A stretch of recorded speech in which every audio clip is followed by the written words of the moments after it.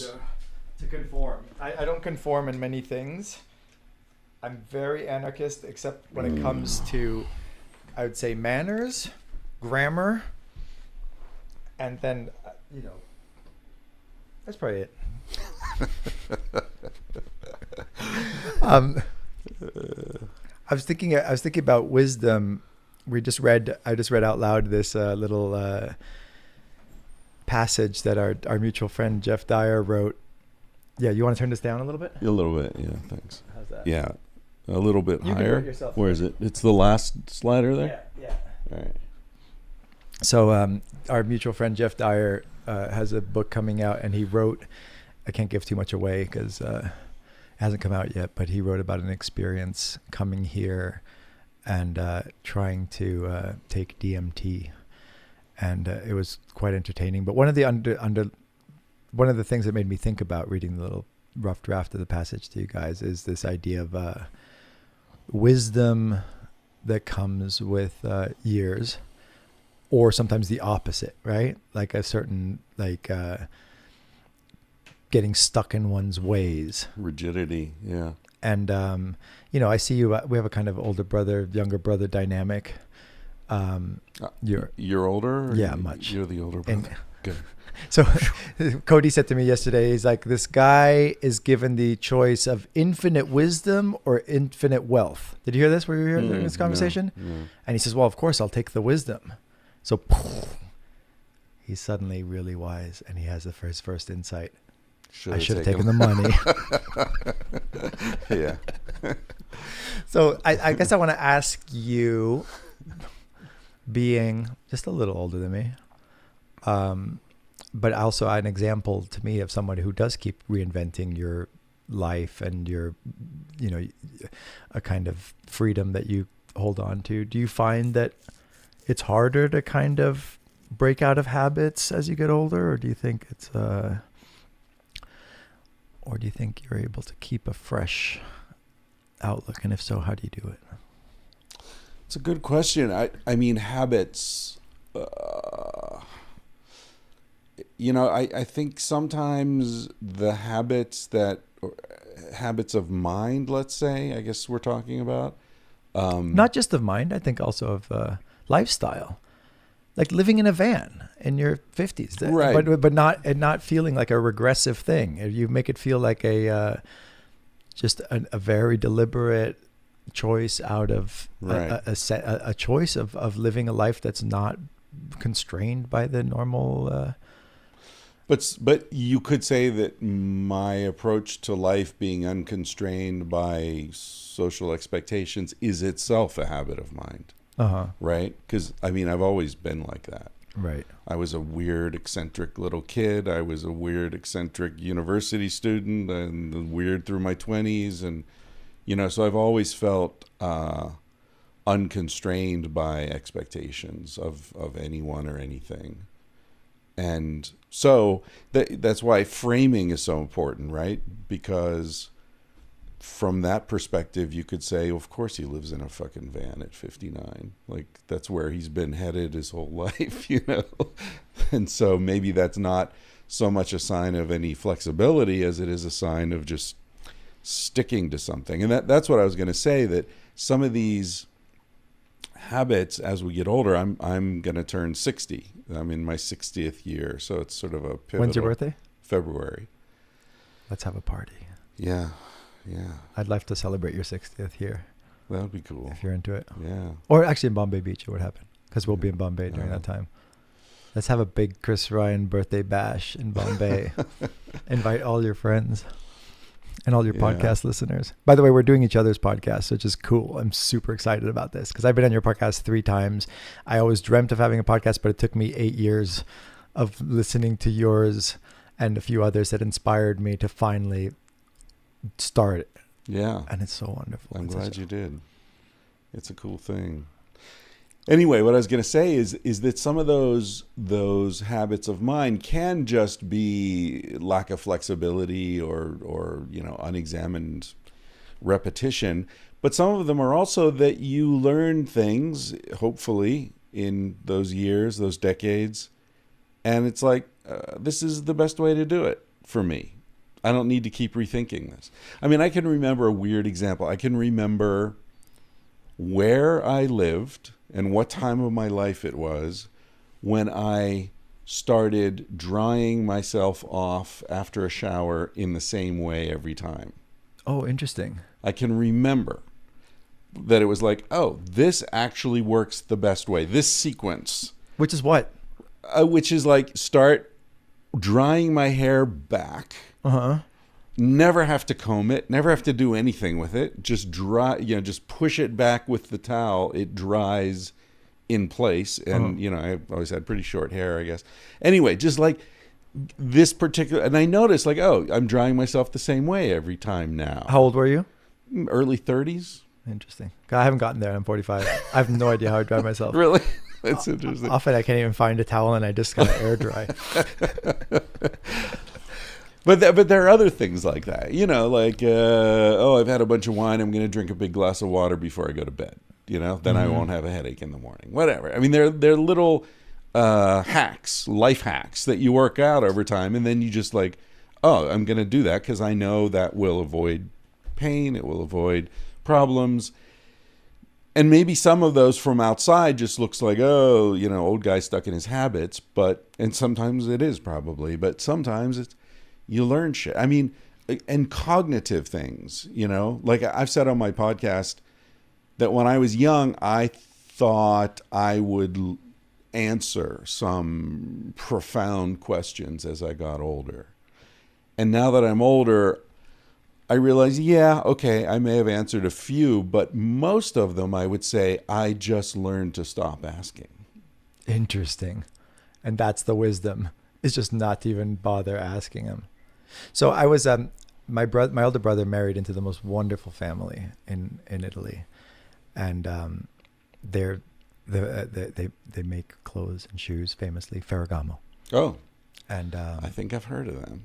Yeah, and it's one of the few brands that still belongs to the family. Instead of those big brands have all been sold to multinationals and huge corporate things, and this is still a family business. It was started by this, very poor man who was I think he was one of 13 kids in a little village outside of Naples. And since he was a child, he wanted to make shoes. And when he was 7, he stayed up all night because the family couldn't afford shoes for the 12-year-old sister that was having her first communion. Mm-hmm. And it was tradition to have white leather shoes, and they couldn't afford them. And the 7-year-old Salvatore Ferragamo stayed up all night and made his sister shoes. And it was cemented that this was obviously what he's going to do and do well. Anyway, I was, when my brother married into the family, my cousin Claudia, who, if you've seen Monogamish, you will recognize the amazing character, who lives in the Ruspoli Castle. She decides to throw a very fancy lunch to introduce our families and to, make sure they feel welcome. And so I'm sitting next to the matriarch of this family and making conversation. And I told a story about Bertrand Russell. He was 98 years old, and he was talking about the trajectory of his career. And he said, when I was young, my brain worked very well. I was very intelligent.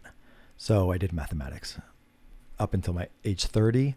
And, he wrote the Principia Mathematica, which was put the entire foundations of math into logic. It takes 380 pages before he defines the number 1. And anyway, then he said, your brain deteriorates as you get older. And when I got to about 30, my brain was no longer sharp enough to do mathematics. And so I became too dumb for mathematics, and I got into philosophy. And then he said I did philosophy for about 40 years. And then my brain deteriorated a little more. And he was a great activist, anti-war and everything. But in this interview, he said, after 40 years, my brain was so deteriorated, I became too stupid for philosophy, so I got into politics. And without missing a beat, Mrs. Ferragamo turns to me and said, "Let me guess, after that fashion?" I fell in love with her at that moment. That wit and that self-deprecation, I was like, this is why you guys are so cool and successful, and not taking yourself too seriously. There's this idea, this is kind of Heideggerian idea that there's no outside reason for a world, the significance that emerges in a world, let's say the world of jazz, right? Or the world of chess even. Let's say when you look at a chessboard and you don't know how to play chess, you just see wooden pieces and some checkers, right?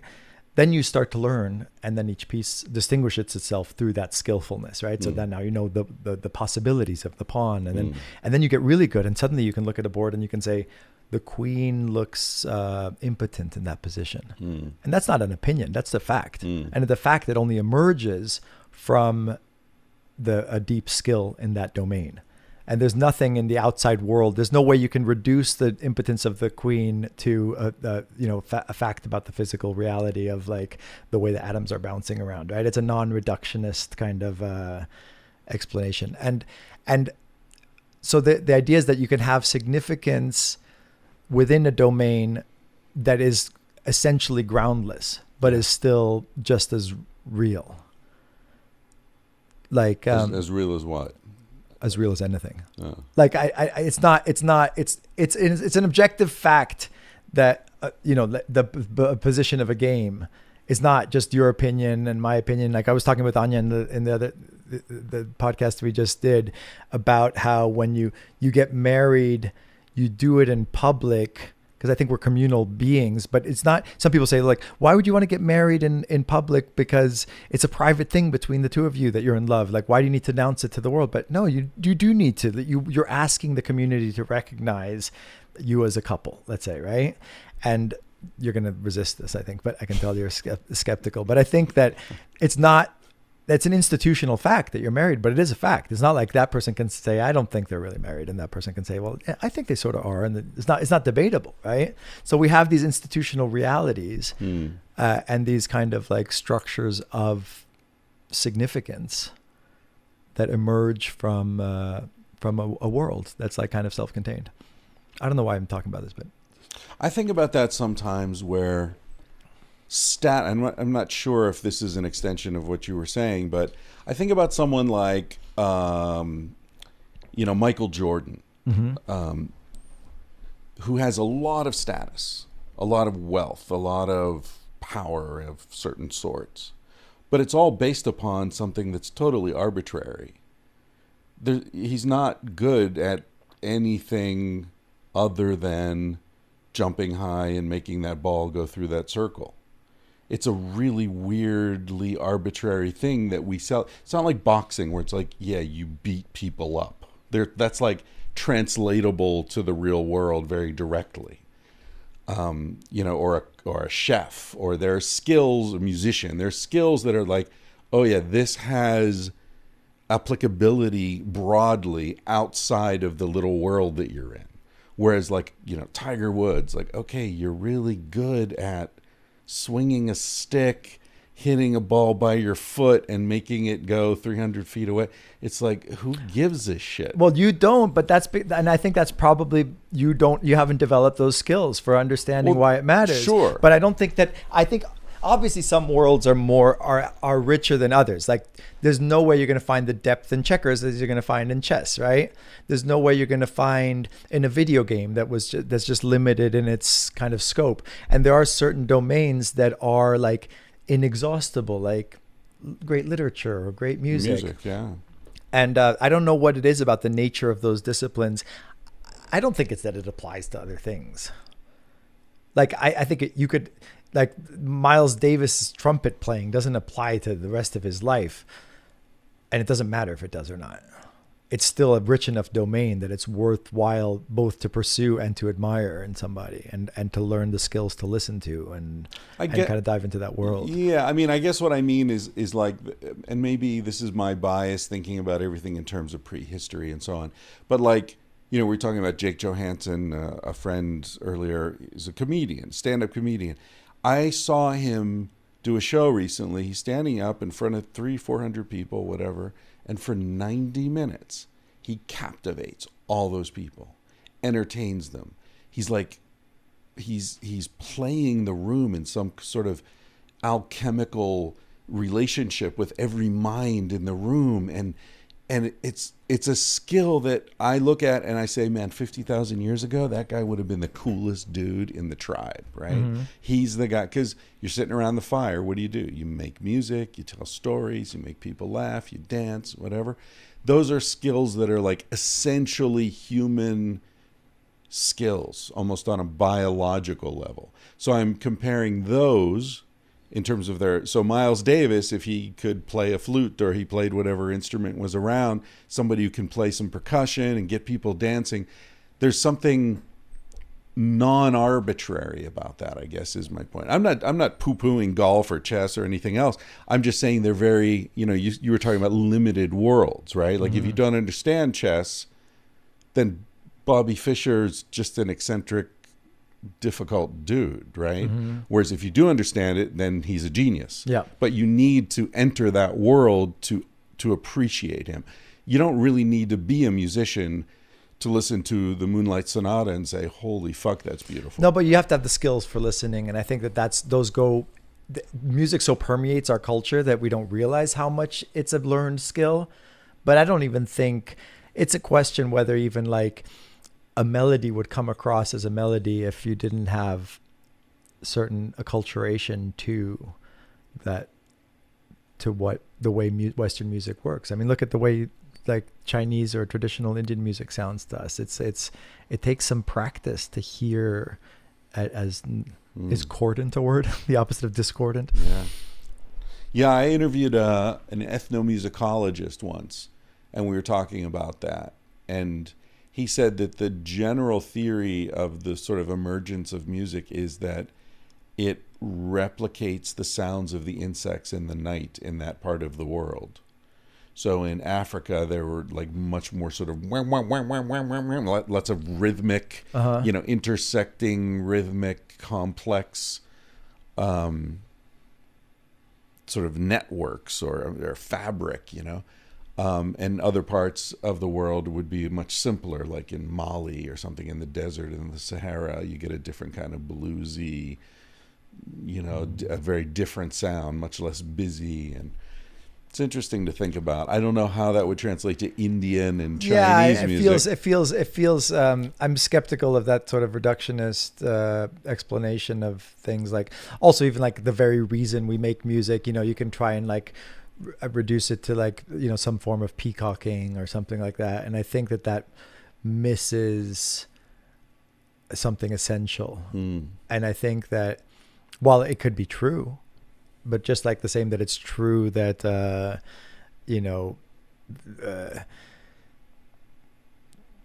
behavior might be at some level determined by the laws of physics. I don't think that level of explanation does much good, right? So I think that the layer at which we explain something,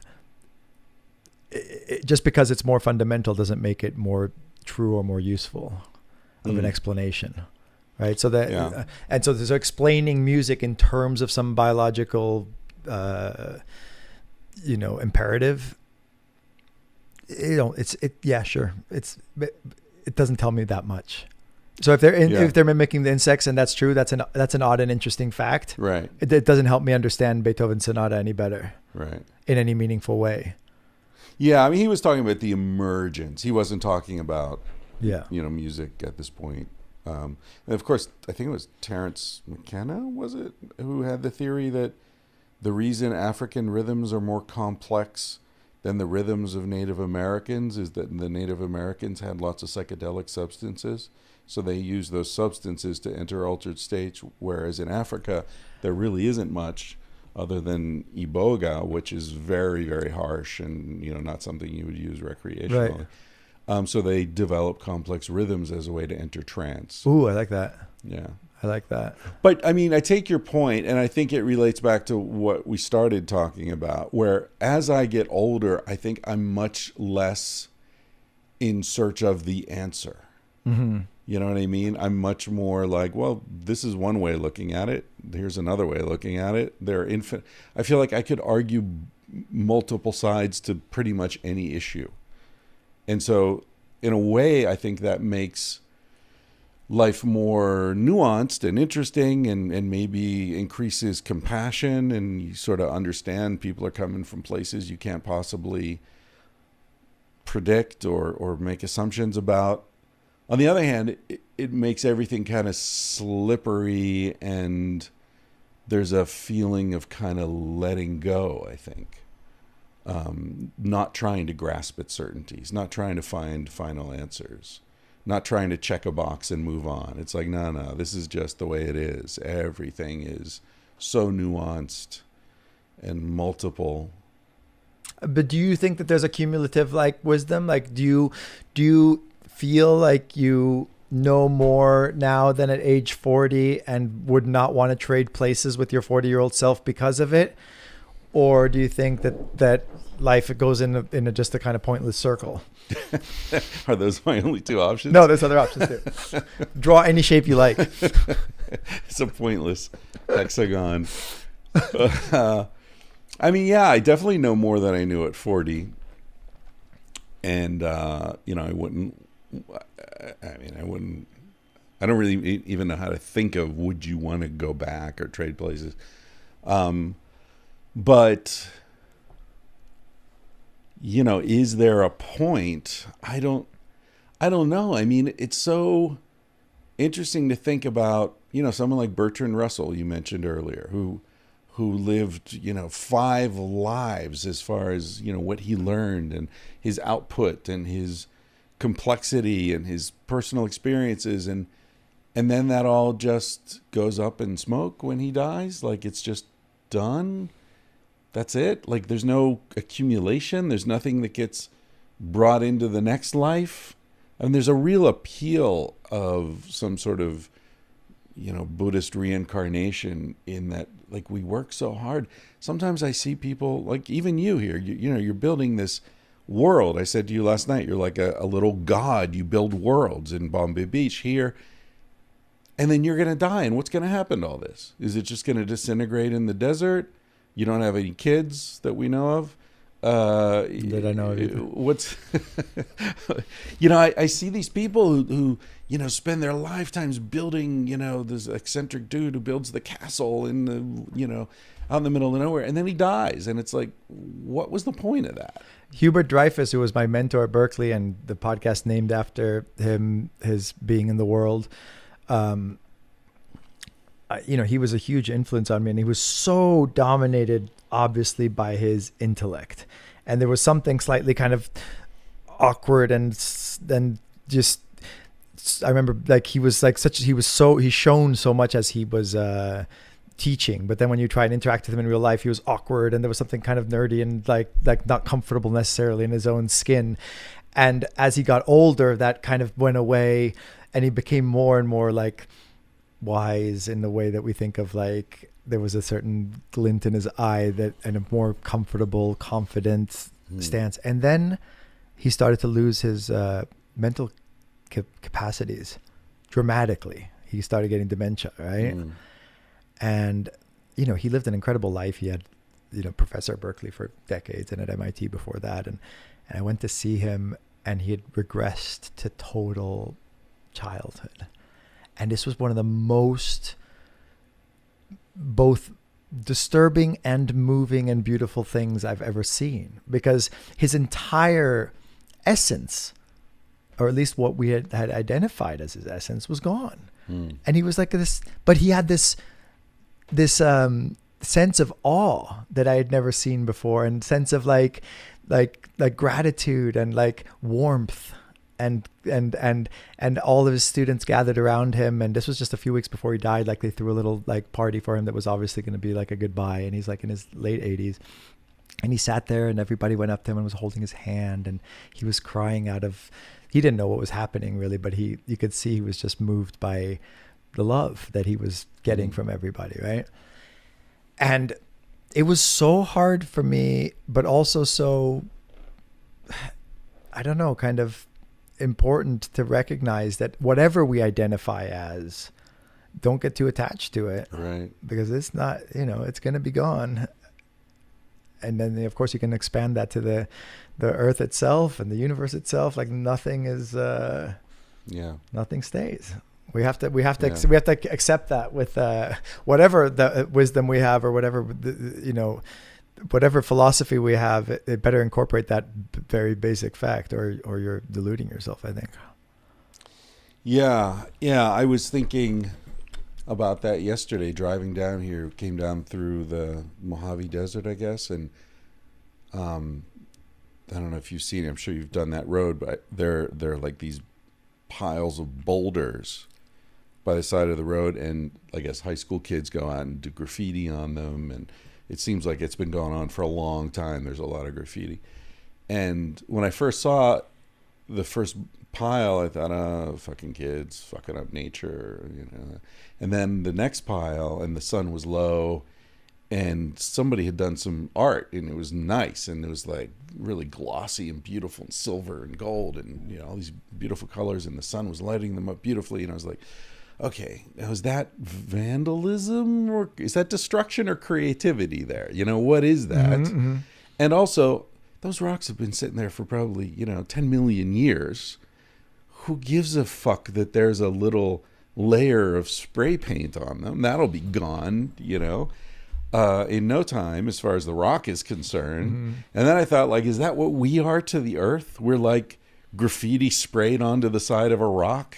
You know what I mean? Yeah. I mean, if you look at it in terms of geological time and all that, it's like, what are we stressing about? There's a lot of, I mean, again, I don't know as far as wisdom goes, I don't know, but I do feel like there is for me anyway, getting older is a relaxing experience, because I feel myself letting go of so many things. Like the first 30 or 35 years of my life was about grabbing things. Right. It was about bringing things in, pulling them in, and accumulating and working and figuring things out, and it was like a giant inhalation. And then somewhere around 40, I feel like, okay, now I can exhale. And it's so much more relaxing. That's a nice metaphor. And you sort of just let it go, and you get old enough to realize it doesn't fucking matter, and everything will work out, everything will be fine, whatever fine means. And even if it doesn't work out, it'll still be fine. I mean, what did Kafka say? There is hope, but not for us. I hadn't heard that. I did have a T-shirt that said, "I feel so much better now that I've lost all hope." And my dad loved this T-shirt. He said, "It's so wise. It's so zen." Yeah. Well, I guess true. that's sort of what I've been trying to say. Yeah. Yeah. So what have you learned doing the podcast? Has it taught you things about yourself or the way you interact with other people? Yes. So I think it's so interesting because I just did a podcast with your partner, Anya, and it's so interesting to me the way another person pulls out different aspects of your personality and the words that emerge and the style with which you speak and all of this stuff. I find myself, and I guess all of life is a bit like this.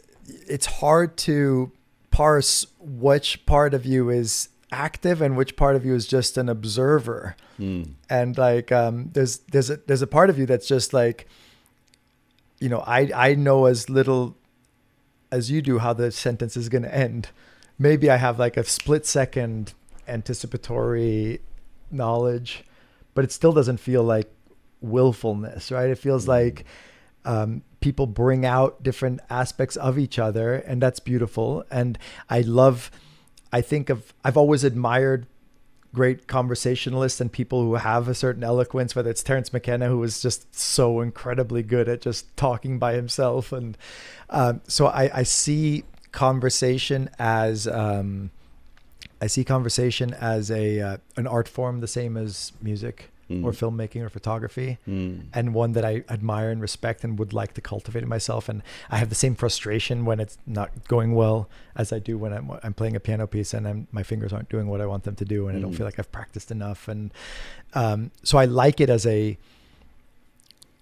manifestation of human creativity. And I love it as a form, as we talked about. Like, it seems like the antidote to like so much that's wrong with our culture. And it feels like again, I have a slightly more optimistic view of technology than you do. I think we have a way of using the technology against itself in a way, and against the tide. Like I wouldn't want to go back to the tribal existence, but I do like the idea of learning from the tribal existence and incorporating the best of what the technology has to offer. Right. And I think that this is an instantiation of that. Yeah, like I I don't know, agree. we have good conversation, we always do, but there's something about what this brings out, the focus and the deliberateness of it, which I think allows you to go deeper than you would otherwise. And I Right. appreciate it for that reason alone, even if we didn't do anything with the tape afterwards. Right. I think there's an intrinsic value to like the way this is bringing out a focus. Yeah. Yeah, I definitely feel that. And I learned, I've done close to 800 episodes now. So it's been, and you were one of the first. And I've never gone back and listened to them, but people have, written to me and like, oh, I just listened to, the entire archive, and, and they'll tell me like how I've changed. And one thing is, as not interviewer, but as the host of the podcast, I'm much more conscious of shutting up and letting the other person talk. Because I'm kind of a storyteller, I mean, you and I are both storytellers, joke tellers, entertainers in a way. And sometimes I've listened to some of the early interviews, and it's like, oh, dude, Shut up. shut the fuck up.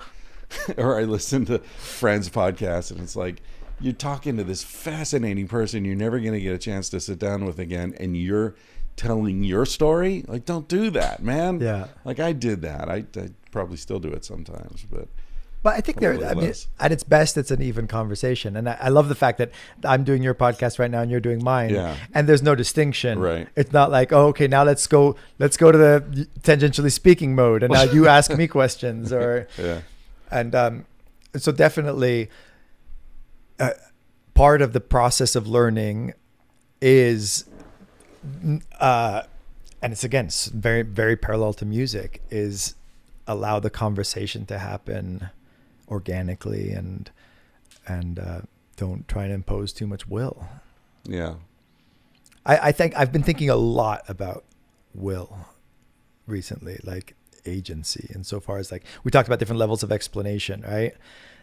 At a physical materialistic level, there is no even slightly coherent way you could tell a story about us having free will or agency, right? I mean, there's a great interview with Robert Sapolsky, who was like you know about him? Sure. Yeah, I've met him. So he was on a podcast the other day, and he's like, he went through all the neurobiology, and he's like, show me the neuron that fires on its own, right? That doesn't have a cause, that precedes it, that doesn't have, we are 100% physical beings that are subject to the laws of physics as everything else. And there's no coherent story you can tell about where agency exists.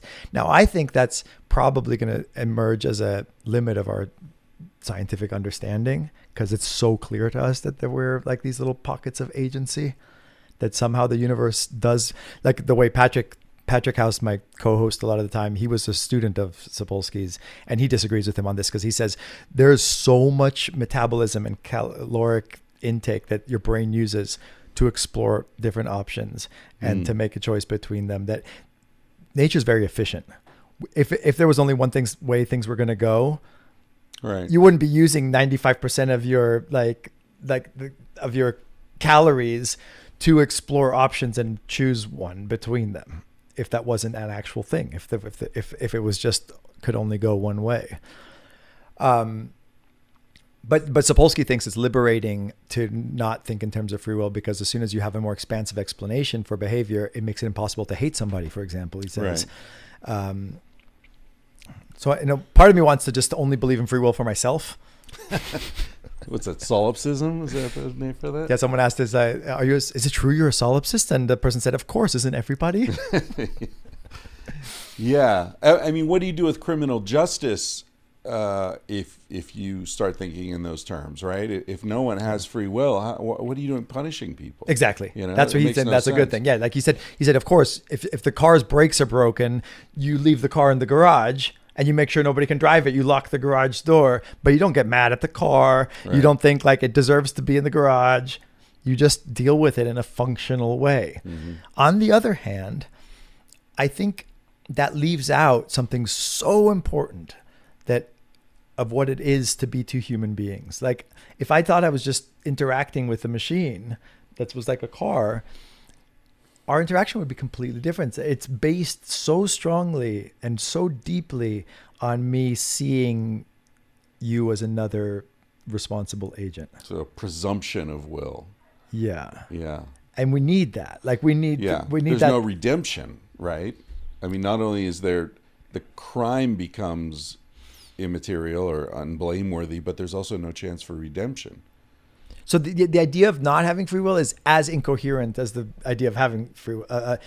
So John Searle had the other side of the argument of Sapolsky. He was the famous philosopher at Berkeley, and he said, imagine you go to the restaurant. They said, you want fries or salad with that, and you say it's predetermined. So just do whatever it is. Must. That in itself is a choice. Yeah. You are forced. You can't not be making a choice all the time. Right. So it's really interesting that both sides of that equation or both sides of that argument are equally incoherent, which means maybe the question itself is wrong. And some people think it's a waste of time even thinking about it. I think it's not at all a waste of time. I think it's one of the most consequential and it's a realm of philosophy that has consequences. It matters what you think about it. It matters how you punish people. It matters how you, not only in criminal justice, it matters how we treat each other, as human beings. Like it matters how we like experience our own lives, right? How we encounter meaning and like, You reminded me of this friend I had in Spain a long time ago. When I first got to Spain, this guy named was Phil, this British dude. He was there teaching English. He'd been there for a year or two, but he's one of these like very proud to be British guys, and like any language other than English was just not worth bothering with. And, everything was best in England. And he was teaching English there, and he hadn't learned any Spanish in the year or so that he had been there, except one phrase that he used all the time. Es igual. Yeah, me da igual. They have great. Well, yeah. So we'd be at a restaurant and he'd order, chicken, and she'd say, do you want the white or do you want it fried or grilled? And he didn't understand. He'd just say es igual. It's the same. It doesn't matter. It's almost like what was that movie with Peter Sellers, the gardener, Chauncey. Being there. Yeah. Strange. Because sometimes great wisdom can look like utter ignorance, I guess. Yeah. And so tell me a little bit about your life these days, because I haven't seen you since COVID began. How did this bizarre year affect you? Did it both in terms of like the trajectory of your own life and in your attitude towards the world, and in terms of thinking about the fact that we went through a pandemic, like you who thinks about anthropological issues, like has it affected your worldview at all? Are you at all surprised by the way we reacted as a country and as a race? Oh man, I think we're in a sort of artificially created moment of calm right now, and things are about to get very, very unstable. Economically, politically, environmentally. If you mark your calendars. This is June 2021. Right. We'll see. How much time do we have? Yeah, I think a year or two maybe. I mean, as far as COVID goes, it didn't really affect my life that much because I work from home anyway, and I didn't really have a home. Yeah. So I rented a place, and we spent the winter in Colorado in this little house, and just did what I normally do podcasts and read. Did you do them in real life? No, I did them, online. The technology for that has improved dramatically due to COVID. So I think a lot of the sort of technological momentum or trajectories that we were on has been accelerated by this. The sort of people moving, remote work, the technology around that, Zoom calls and all this stuff. The idea that people are moving out of the city, searching for better quality of life, lower cost, because they don't need to go into the office anymore. Lots of interesting structural changes happening in American society. I don't know how that's playing out in other countries, but do you see those as positive? I see them as a mixed bag. I think some are positive, some are negative. The sort of domination of Amazon it has been accelerated a lot, so we're going to see a lot more inner small towns just getting gutted because everyone's buying everything on Amazon now. So there are lots of trends that I feel like just sped up, but I think that we haven't begun to see the reverberations economically of what's happened. There's been a moratorium on evictions that's about to expire. Government's been handing out money to people hand over fist for a year. That can't go on forever. And once those streams run dry and people are getting kicked out of their houses and don't have any money, shit's going to get even crazier. And America is not a particularly well-educated, mature society at this point. I think we've regressed in some ways over the last 30 or 40 years. And so I think the rage and the sort of rot that's developed in the political system, it's collapsing. And okay, Trump's out of office, but one of the two political parties no longer believes in democracy. Yeah, that's wild. So where do we go from here? The best case scenario is the Republican Party collapses, Trump dies, the whole thing just sort of disintegrates, and the Democratic Party splits into actual progressives, right, and the sort of Democrats in name only. Yeah. But I don't see that being a smooth transition. I think the United States might become a one-party country like Mexico or Venezuela or fucking Hungary or Turkey. And do you think there's hope for I've been thinking about anarchism a lot lately, not in the terms of necessarily bomb throwing revolutionary anarchism, but the sense of this ideal of creating autonomous smaller communities that can be geographically defined, but it seems also they can be kind of a little bit more amorphous. And I was talking a lot with Anya about the sense of feeling like we are a little tribe of 100 people. Our friends are, right, and we're living our life. Do you think there's a meaningful way in which we can invent a new way to be that's could possibly help survive this tumultuous time, or are we so necessarily kind of wrapped up in it to the point that what happens to it happens to us? I think I was thinking about some of that when I was talking about these trajectories, and some of them are positive, some are negative. I think one of the positive things is that as the ship goes down, people are thinking more and more about life rafts.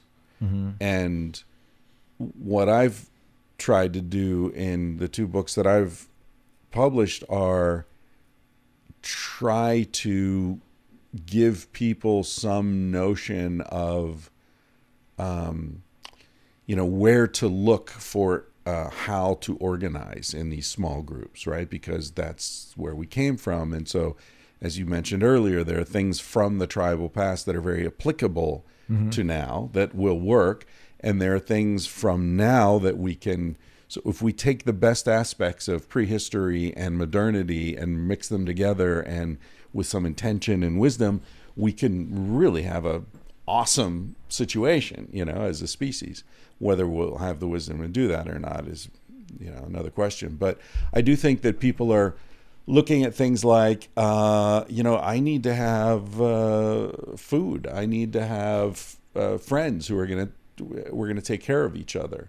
This bunker mentality, I don't think that really makes sense. Yeah. I think the way to survive is you've got a buddy who knows how to fix cars, and you got a friend who's got goats and makes cheese, and you've got a friend with chickens and the eggs, and someone has got a garden, and someone's a good hunter, and everyone's got different skill sets, and together we form a small organism, almost a small superorganism that's got all these different capacities, and so we can respond to things and take care of each other. I think that's innate wisdom in human beings, and we start to see that emerge when these artificially created structures start to recede. Right? There's this beautiful book called Paradise Built in Hell by Rebecca Solnit. And she's great. Yeah, she's really smart. And she is looking at disaster sociology and interviews all these people who've studied how humans respond to disasters. And what they found universally is that in general, people respond to disasters with kindness, compassion, cooperation, not raping and pillaging, right? When the state structure falls apart, people take care of each other. So that's the good news. So I do think that there are positives in this. And, as I wrote in Civilized to Death, every civilization that's ever existed has collapsed. So I don't see any reason to think this one will be any different. There's a trajectory, a life cycle of civilizations, and you can sort of look at ours against the template of Rome and Greece and Easter Island and the Aztecs and empires more than civil. Or yeah, you're equating kind of civilizations with agricultural based population centers. Yeah, that are static. Yeah, an empire. Yeah, you're right. It's also about spreading out into the hinterlands and bringing in resources and labor and all that. Anyway, they all collapse. This one will be global. That's what's different. Right. There won't be anywhere to run off to. Mars. Yeah. Yeah. So I don't know. I mean, there's positive and negative for sure. I think we're living through a historic pivot point that we can't even appreciate because we're so close to it. But I do think we've seen the lightning, and now we're waiting for the thunder. That's how I feel. I interviewed my friend Mark Mack recently, the architect. Have you hung out with Mark? I don't know. I'm really bad with names. He's a professor. He's a little Austrian, 72 years old. He's very, very involved in Bombay Beach each year. He's an architect. Wow. He designed my place that I lived in for many years in Venice. And he was talking, he's got very anarchist tendencies. He loves Bombay Beach. He was a professor of architecture at UCLA and at Berkeley. And he loves Bombay Beach. He's built the Museum of Unwanted Architecture, which is like celebrating architecture that never got built for whatever practical reasons. Right. So he's asked architects from around the world to give him drawings and models of nice. Unbuilt buildings. Right. And I was asking him about, what he's looking for in this. He's retired now from teaching and from architecture almost. And he said, I think as you get older, you have to let go of your accomplishments and of the things that you've made. And he said, I want to, my ultimate goal is to have nothing and just be shriveled up naked, maybe on the shore of the Salton Sea, and then just die like that with nothing, Exactly. Yeah, go out with an empty tank. Don't leave any fuel in the tank. And do you see yourself living in the van? Like, do you see that as because now you have land? You have. I haven't visited you yet. I'm dying to see the scene you've created there. But how do you see the relationship between being a landowner, the builder of something permanent versus this more nomadic existence? It's hard, man. It's really hard, because I've been doing this nomadic thing my whole life, and I found this town, and I really like the town. I like the setting. I like the nature. I like the clean air and the dark skies. It's not dissimilar to where we are right now, high desert, and I felt this kind of like, okay, let's put down some roots, let's build something, right? Kind of like, let's do what Tao does, build a world, make people happy and comfortable to come there. And I mean, I remember reading years ago, a great teacher doesn't convey information. A great teacher creates a space where learning can happen. Something like that. I'm paraphrasing it. But I feel like you do that. You create conditions, and then things happen within those conditions. Beautiful things, magical things that you don't control, No. you don't anticipate. Correct. You don't know that you didn't know she was going to show up with her guitar and he was going to show up, and all sorts of shit happens here that just happens because you've created the right conditions. So I was very attracted to trying to do something like that, and Anya had the same dream, and but I have to admit that now, once I start to think about doing it seriously and start putting money down and all that, then it's like, oh, wait a minute, this country's about to descend into fascism. Do I really want to do that here? Like all the questions come up. Like, would it be better in Spain? Yeah, I really love Spain. I really love the Spanish approach to life, and, the absence of AR-15s. And they already went through their fascist thing. So hopefully they got it out of their system. They learned something from it. Yeah, it'll be a while till they descend back into it. So, yeah, I mean, it becomes, and then, so much in my life breaks down into hunter-gatherer versus a farming approach, or in Ishmael, Daniel Quinn call it the leavers versus the takers, right? There's a way of living that's like you live on the world, but you're not trying to, be a settler. You're not trying to build something that's lasting and all that. You just sort of slide through. And that's how I've always been. That's why I don't have kids, It's why, I've never really owned anything. I owned my first car when I was 49. Really? Yeah. Wow. Yeah, and I mean, Yes, I I'm a my collector, parents. and Yeah. I keep buying these trailers and buses and thinking this one I'm actually gonna use, and I'm gonna hit the road again and do what you're doing, and I so admire.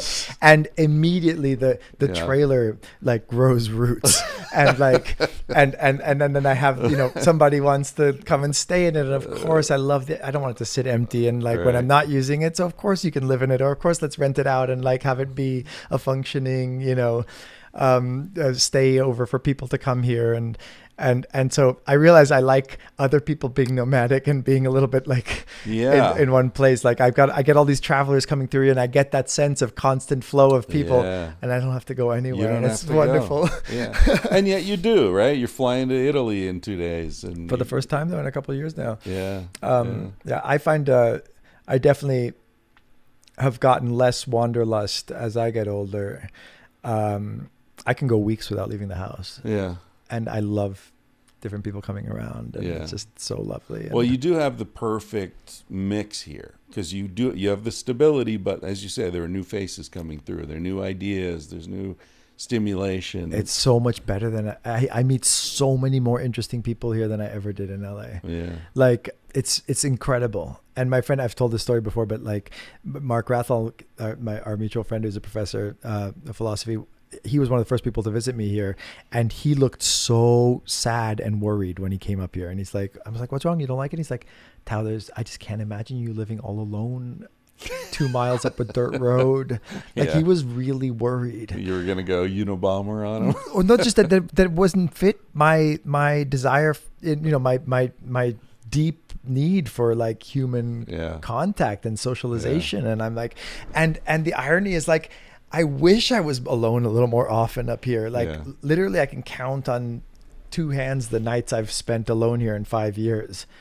And I just get this constant influx of interesting people, and more so too. So as the roots of it go deeper, and it becomes more and more of a thing. Bombay Beach the same. This year in Bombay Beach, I'm really excited to share this with you next year, because we realized, I think, that the 3 months leading up to the Biennale is way more interesting than the Biennale. And to put all that energy into one weekend makes no sense. Right. Like this year we didn't do the Biennale because of COVID. Right. And it was even more fun than the years that we did the Biennale, because we had like 50 of us down there, all still making things and, Right. and interacting with each other. And there was this sense of this like cool, weird, intentional community that mixes like, you know, installation making with technology. Now my dear friend Freeman has like invested in high speed internet in Bombay Beach. We have fiber channel like all over town. Really? Yeah. That's Yeah. awesome. It's amazing. And there's all these cool like tech weirdos like hanging Yeah. out down there and like programming. And so there's this like whole new kind of sub tribe that's like evolving there. And it's just like the last time I went, it reminded me of Spain, like just like walking down the village and people coming out to their door and saying hi, and a sense of community that I have never felt anywhere in the United States. And it's the last place on earth where I would have thought I would feel it, because it was so deeply post-apocalyptic. So that kind of gives me hope that after this apocalypse, what emerges is the essential in a way. And the essential is this sense of like a small community with, like you said, people having their specialty, their passions. I always find it amazing that that there's a person who wants to do each of the things. Yeah. Like there's so many things that need to be done. Yeah. And the fact that there's like, wow, this person wants to be this type of, you know, I have a new friend who's an ER doctor, you know, spend 10 years studying to like see what to me would be the most traumatic, the last thing on earth I would want to do. Right.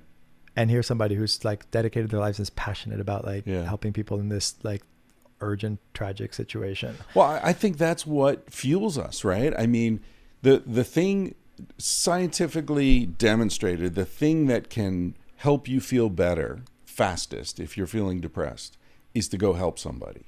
Yeah. Right? That is so human. That is in us. And so, you know, Viktor Frankl, man's search for meaning. Where do we find meaning? We find it in helping each other, right? So if you're some unskilled 15-year-old boy with a strong back and those bricks need to be moved across the street, it's going to occur to you like, I could do that and people will admire me. I will be contributing. I'll fit in. I'll be part of this. You know what I mean? I'll get some respect and you want that. We all want that. You see little kids, what do? They follow their parents around. I mean, there's this great kid in Crestone, this little Thai kid, and his mom. I always see them working in the garden. His mom's squatting down, and she's from Thailand, so she's, you know, doing the Asian squat, and she's working, pulling things. And there's this little 3-year-old boy. He's got a little shovel, and he's like standing. He doesn't know what he's doing, but he's just like, I want to participate, right? I want to be part of the group. And so I feel like it's that kind of like, what can I do to be valuable to these people is such a deeply human impulse. And sometimes it translates as I'm going to go to medical school, or sometimes it translates as I'm going to defend the perimeter, or, you know, whatever it is. I remember reading, or actually listening to an interview with Sebastian Junger. You know him, the writer? He wrote The Perfect Storm and a bunch of other books. He's like does a lot of stuff, military stuff. And he was embedded with a group of Marines in Afghanistan, like way at this point in the Korengal Valley. They're getting attacked all the time. And the interviewer said to him, like, so you're with these guys, they're in this little hut, they're getting shot at constantly. You know, they don't have showers for weeks. They're just super stressed. They don't sleep. It's horrible. These guys don't know anything about like international trade routes, or, you know, like they have no understanding of why they're doing it. Even, you know, the politicians don't know why. Why were we in Afghanistan for 20 years? Nobody really knows. Anyway, he said, well, what motivates them is love. That's why men fight in wars. That's why men withstand all this love for each other. That's counterintuitive, isn't it? Well, in a way it is, but in a way it isn't, right? That's why they miss it. That's why you talk to people come back from wars. They say, those were the most meaningful times of my life. I love those guys. I would have died for those guys. Wow. And some of those guys died for me, right? That's the intensity. or they died pointlessly, depending how you see It it. is, yeah, exactly. It's the framing, right? But the point is that you take this deeply human need to be of value, to be of service, right, to your fellow human, and you corrupt it into now go kill those strangers and whatever. Right. I mean, it makes me think of dogs, right? Like, what's a dog? A dog just wants to like be valuable to you. A dog just wants to help you, protect your house, or chase the rabbit, or whatever you want me to do. I'll do it, man. And then we turn them into attack dogs or something. It's not the dog's fault. The dog's motivated by something really decent and beautiful. So anyway, I don't know. I don't know what I'm talking about, but I do feel like there's this, if we get down to essentials of what makes us human, it's this love and need for community. Yeah. For sure. Speaking of which, I remembered that we invited a few of our friends for brunch here yesterday, and they just walked by our window like 20 or 30 minutes ago. Speaking with of boxes. community. Yeah, great. I have a great community here. I was in a hardware store when I first moved here, and this tall, handsome Italian guy says to me, "Are you Tao?" And I said, "Yes, why?" And he said, "Because I am Italian and I have some land and I have a boat and a Spartan trailer. And every time I tell people this, they ask me if I'm Tao." So I said, "Well, how did you know? How did you know it was me?" And he said, "Oh, just looking at you, you obviously were the other Italian with the boat." So we became dear friends. He was one of my first friends here, Alessandro, and he just walked by with some eggs. So I think we should go hang out with him and cultivate this this great community. And I love that this is now like our fourth podcast together at 10 years later. Is that when did you start the podcast? Do you remember what year it was? Maybe it was 2012, 2013. Something like that. It was shortly after Sex at Dawn came out, and that was 2010. So it was 2011, 2012. It's great how these roots grow. I love it. Yeah. I appreciate our friendship and our ongoing dialogue. And Me too, man. And I love that now I can return the favor and have you on my podcast. It's super fun. I was thinking, getting back to the early discussion of, what do you learn as you get older and all that? Like, one way to sum it up would be like, maybe when I was young, I wanted to have a boat. But as I've gotten older, I realized what I really want is to have a friend who has a boat. Mm-hmm. It's a very different approach to life. Like, I don't need to have a ski chalet, but I'd love to have a friend with a ski chalet, So maybe between the two of us, I'll just keep going in the van and you develop this world and I'll drop in occasionally and we'll sort of vicariously fill in the gaps. And so just a little cross promotion here. Tangentially speaking, I'm sure you know it if you're listening to me here on Being in the World, and vice versa. Probably don't know it, but if you're listening on Chris Ryan's podcast, please come over and find Being in the World. Is it still only on YouTube? No, it's on Spotify, it's on iTunes, Okay, it's on cool. all of the podcast apps, and audio only on Spotify and Apple Podcast, and then we shoot video for it. So if you've been longing to see Chris's beautiful face, where's the camera? It's over there. You can come over to YouTube and find the Being in the World podcast. And I think this is now my 47th episode. Damn. 46 was with Anya earlier today, and it's definitely I love it as a medium, and I've always been a bit scattered in loving every medium, and that's why I fell in love with filmmaking, because I was like, it's everything. Yeah. It's architecture and literature and theater and music and design and in a way, this is also everything, because we can bring all of our life experiences and try and kind of catalyze them into a constructive conversation that takes its time, and it's just wonderful. Yeah, and if you are coming to Tangentially Speaking by way of Tao, as we've mentioned several times, this is the fourth episode you've been on. First one was at the very beginning of the podcast, when I guess we didn't really know each other that well. And then I remember you did one when I was living in Vancouver that begins with you playing the guitar, some flamenco song. really beautiful. And I've done at least one, maybe more than one episode with your mother. Yep. Which is really interesting. Yeah, to get a sense of where this dude comes from. That's invaluable. All right, thanks, man. Let's go have some brunch. Okay, bye, everyone. Okay, Mom, tell people what they can order from the garage. Okay, in our cottage garage, we have lots and lots of T-shirts. Sex at Dawn, Civilized to Death, Vanthropology, Tangentially Speaking, Paleo Modern, and Talking Out of My Ass. She didn't like saying that last one. Then we now have some new things added.